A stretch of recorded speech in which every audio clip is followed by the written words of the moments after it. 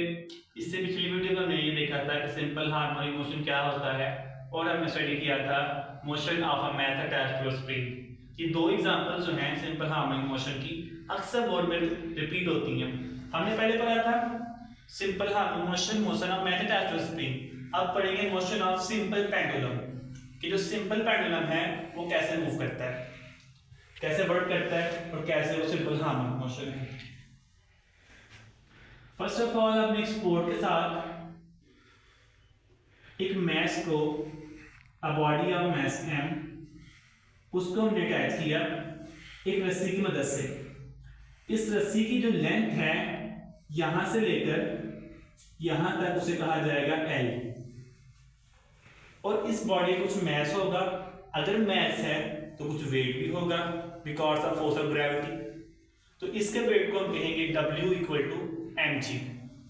अब वेट के ऑपोजिट एक फोर्स एक्ट करती है जो कि स्ट्रिंग में एक्ट करेगी, उसे कहेंगे टेंशन। वेट जो है वो डाउनवर्ड होता है और टेंशन अपवर्ड, जिसकी वजह से ये इस वक्त इक्विलिब्रियम की हालत में है बिकॉज एक की डायरेक्शन डाउनवर्ड है और एक की अपवर्ड, और दोनों एक दूसरे को कैंसल आउट कर देंगे।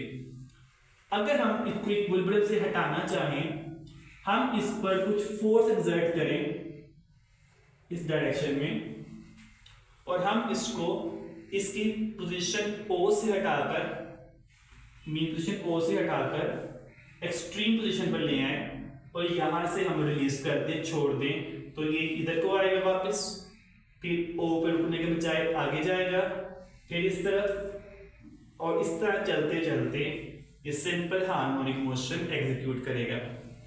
तो जब हम इसको मीन पोजीशन O से एक्सट्रीम पोजीशन A पर लेके आए तो इसमें हमने कुछ फोर्स को स्टोर किया जिसे कहते हैं रीस्टोरिंग फोर्स। अब वो रीस्टोरिंग फोर्स जब हम छोड़ेंगे इसको तो रीस्टोरिंग फोर्स की वजह से वो वापस अपनी मीन पोजीशन की तरफ आएगा।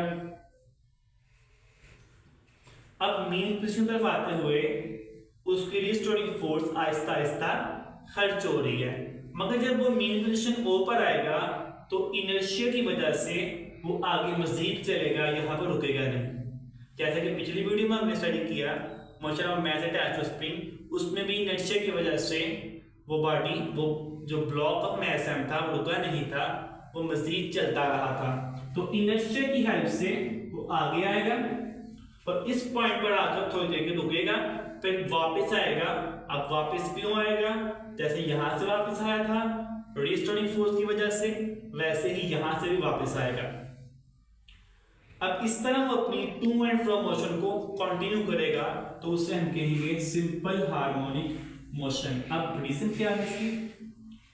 यहां पर आप देख सकते हैं, मैं लिखा है mg sin theta, mg cos theta, ये सब क्या है?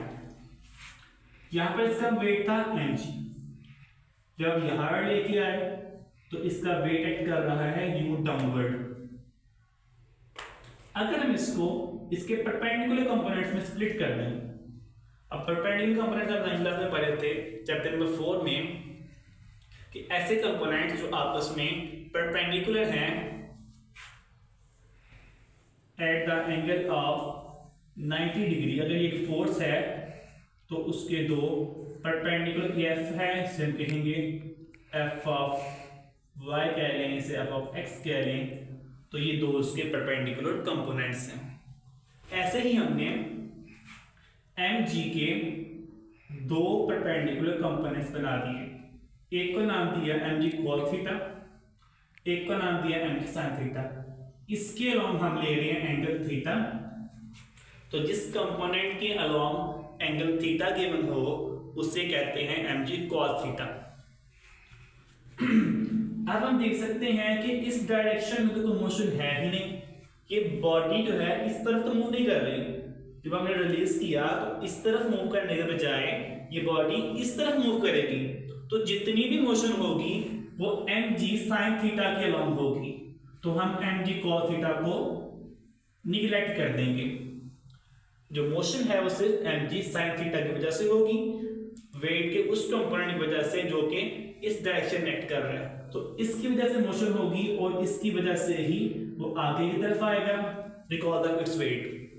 और यूं ही वो अपनी टू एंड फ्रो मोशन को कंटिन्यू करेगा और उसे हम कहेंगे सिंपल हार्मोनिक मोशन।